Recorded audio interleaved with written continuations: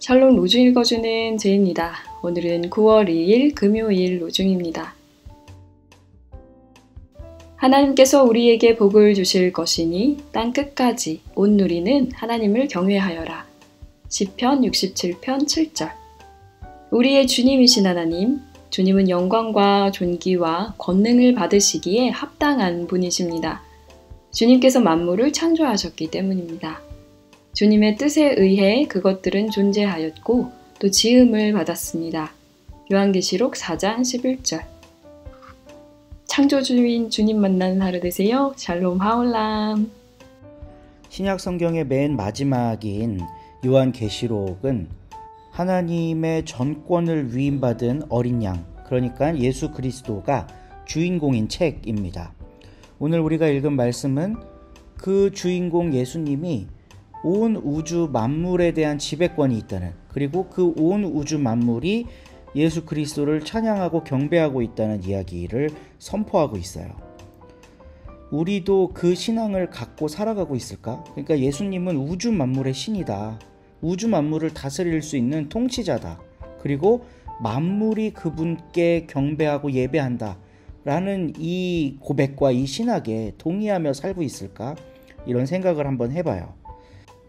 여전히 짧은 신앙의 경륜과 더 짧은 목회 여정을 걸어온 한 사람의 목사로서 한국교회를 바라봤을 때 느끼는 거는요, 이런 신학 없다는 생각입니다. 인간 구원, 그리고 인간 구원까지도 아니죠. 나와 내 지인들의 구원, 내 삶의 문제를 해결하는 방도로서의 신앙, 이 수준에 머물러 있는 거 아닌가 하는 생각을 해봐요. 사실 거기라도 제대로 머물러 있으면 다행이죠. 인간에 대한 깊은 이해, 나 혼자만이 아니라 우리 공동체가 어떤 관심을 갖고 살아가야 하는지에 대한 신앙적인 숙고, 이런 것만 잘해도 사실 훌륭한 신앙인이라고 할 수 있겠습니다. 근데 요한계시록이 우리에게 제시해주는 신앙은 예수 그리스도는 인간뿐만 아니라 만물의 찬양을 받으실 수 있는 분이라는 거예요. 오늘 본문, 우리 가르침의 본문은 그 사실을 강력하게 뒷받침해주고 있는데요.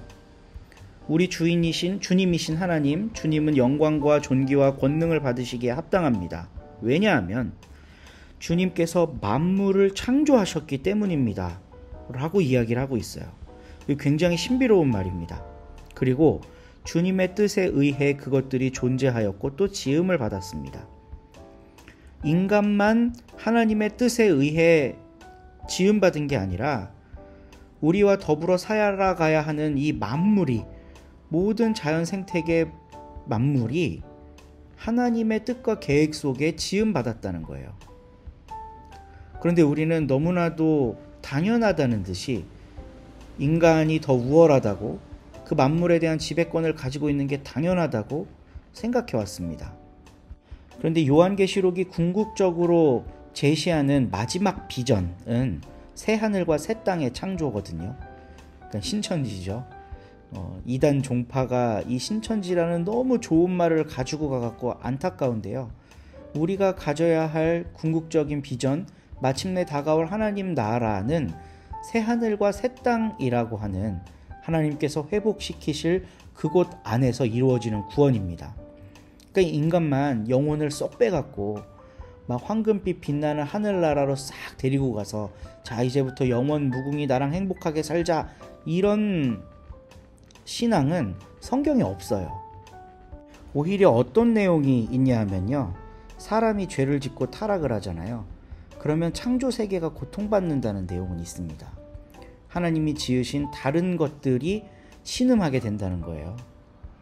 그러니까 오늘 우리 가르침의 본문을 묵상하면서 하나님은 만유의 하나님이시고 만유로부터 찬양과 영광을 받으실 분이다, 이런 신앙이 우리 안에 탑재된다면 다른 사람을 바라보는 눈, 다른 피조물들을 바라보는 우리의 눈이 조금은 달라질 것 같아요. 이 엄청난 생태 위기의 문제에 내 탓이 있구나, 우리들의 잘못이 있구나라는 걸 성찰할 수 있게 되고, 작은 풀잎 하나를 하나님의 창조물로 아름답게 볼 수 있는 영적 눈이 띄어지게 될 겁니다. 오늘 말씀 묵상하시면서 하나님과 교제하고 자연만물과 교제하는 우리 서로 공동체 자매 형제님들 되시기를 주님의 이름으로 소망합니다. 오늘은 새로운 낭독자가 데뷔합니다. 우리 박명심 권사님이신데요. 권사님과 함께 읽는 성경 말씀을 명심하고 오늘 하루 복되게 사시길 바랍니다. 읽을 본문은 마태복음 20장입니다. 좋은 하루 되세요. 20장. 하늘나라는 어떤 집주인의 경우와 같습니다. 아침이 되자마자 그가 자기 포도밭을 위해 일할 일꾼들을 구하러 나갔어요. 하루에 한 데나리온을 주기로 일꾼들과 합의하고 그들을 자기 포도밭으로 내보냈어요. 주인이 아침 9시쯤에 또 나가서 보니 다른 사람들이 장터에 서 있었어요. 일거리가 없었어요. 주인이 그 사람들에게도 말했어요. 여러분도 역시 포도밭으로 가세요. 그러면 여러분에게 품삯을 정당하게 쳐줄게요. 그러자 그들이 포도밭으로 갔습니다. 낮 12시와 오후 3시쯤에도 다시 나가서 똑같이 했어요. 오후 5시쯤에도 나가보니 다른 사람들이 서 있는 것이 보였습니다. 주인이 그들에게 묻습니다. 왜 일하지 않고 온종일 여기에 서 있소? 그들이 주인에게 말합니다. 우리를 써주는 사람이 아무도 없어서요. 주인이 그들에게 말합니다. 여러분도 역시 포도밭으로 가세요. 저녁이 되었을 때 포도밭 임자가 살림을 맡아보는 관리인에게 말합니다. 일꾼들을 불러서 맨 마지막에 온 사람들로부터 시작해서 맨 먼저 온 사람들까지 품삯을 치러주게나. 오후 5시쯤 일하러 온 일꾼들이 와서 한 데나리온씩 받았습니다. 맨 먼저 일하러 온 일꾼들이 와서 자기들은 더 받을 거라고 생각했어요. 그러나 그들도 역시 한 데나리온씩 받았어요. 그들 자신도요. 품삯을 받고 나서 그들이 주인에게 대놓고 투덜거렸어요. 그들이 말했습니다. 맨 마지막에 온 이 사람들은 1시간만 일했습니다. 그런데 그들을 우리하고 똑같이 만드셨습니다. 하루 종일 뼈 빠지게 일하고 불볕 더위를 견딘 우리하고요. 주인이 그들 가운데 한 명에게 대답했습니다. 이봐요 친구, 나는 그대에게 정당하지 않은 일을 하지 않았어요. 한 데나리온을 받기로 나와 합의하지 않았나요? 그대 것이나 받아들고 가세요. 맨 마지막에 온 이 사람에게도 그대에게 준 만큼 주고 싶어요. 내 것을 가지고 내가 하고 싶은 일을 할 수 있지 않은가요? 내가 선하다고 해서 그대는 못된 눈초리를 하고 있나요? 이와 같이 맨 끝이었다가 으뜸이 되고 으뜸이었다가 맨 끝이 될 사람이 있을 것입니다. 예수님이 예루살렘으로 올라가고 계셨다. 가시는 도중에 12 제자를 따로 옆에 데려다가 말씀하셨다. 보세요. 지금 우리는 예루살렘으로 올라가고 있어요. 거기서 인자는 대제사장들과 율법학자들에게 넘겨질 것입니다. 그들은 인자에게 죽음에 해당하는 죄가 있다고 판결할 것입니다. 인자를 다른 민족 사람들에게 넘겨줄 것입니다. 마구 놀려대고 채찍질하고 십자가에 매달게 할 것입니다. 그러나 인자는 3일째 날에 일으킴받아 살아날 것입니다. 그때에 세베대의 아들들의 어머니가 그 아들들과 함께 예수님께 다가와서 엎드려 절했다. 그러면서 예수님께 무엇인가를 부탁드렸다. 예수님이 그 어머니에게 물으셨다. 무엇을 바라십니까? 그가 예수님께 여쭌다. 말씀 좀 해주십시오. 선생님이 다스릴 나라에서 저희 이 두 아들이 한 사람은 선생님 오른쪽에 한 사람은 선생님 왼쪽에 앉도록 말입니다. 예수님이 대답하셨다. 그대들이 무엇을 부탁하고 있는지 알지 못하는군요. 바로 내가 머지않아 마시게 될 잔을 그대들이 마실 수 있겠어요? 그들이 말한다. 할 수 있습니다. 예수님이 말씀하신다. 나의 잔을 그대들이 마시길 겁니다. 그런데 내 오른쪽과 왼쪽에 앉도록 해주는 것, 이것은 내가 해줄 수 있는 일이 아니에요. 그 자리는 나의 아버지께서 정해두신 사람들을 위해 마련되어 있습니다. 다른 제자들 10명이 듣고서 두 형제에 대해 몹시 화를 냈다. 그러자 예수님이 제자들을 가까이 불러서 말씀하셨다.